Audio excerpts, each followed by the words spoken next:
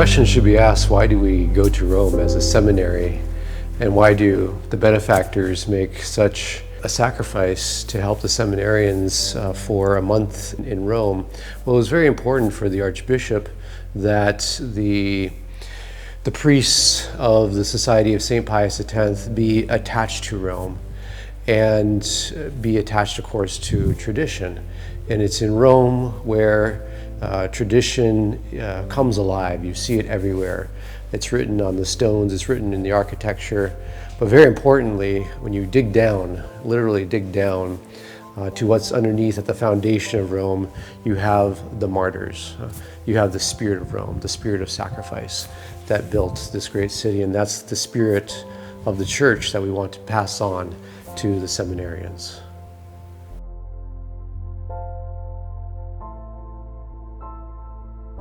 On July 24th, 2 professors and 40 seminarians met together at the Society's priory in Albano, which would serve as their home base for the next 2 weeks. The days followed a regular schedule. The seminarians began the day with Mass and then traveled into Rome via train. Divided into 2 groups, they visited churches and religious sites in the morning, ate a packed lunch, and then were given some time in the afternoon to explore Rome in smaller groups. Dinner and Compline back in Albano closed each day.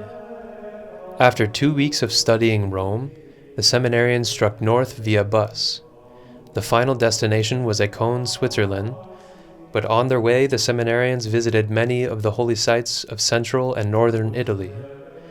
These included brief stops at the novitiate of the Consoling Sisters of the Sacred Heart, located in Narni, as well as stops at Assisi, Ravenna, Venice, Padua, and Milan.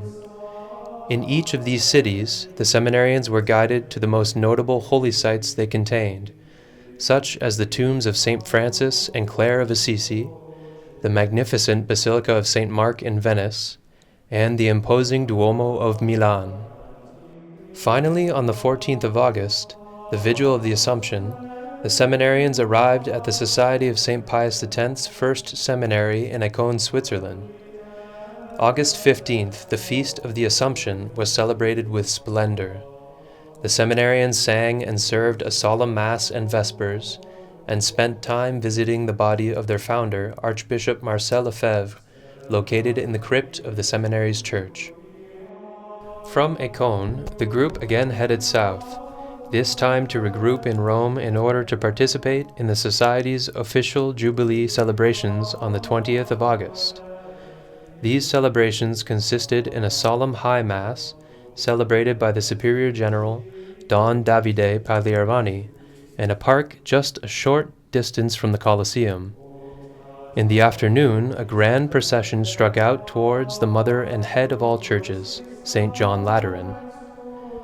The next day marked a splendid end to the month. In another stately pilgrimage, the seminarians and thousands of faithful processed through the Jubilee doors of St. Peter's Basilica itself.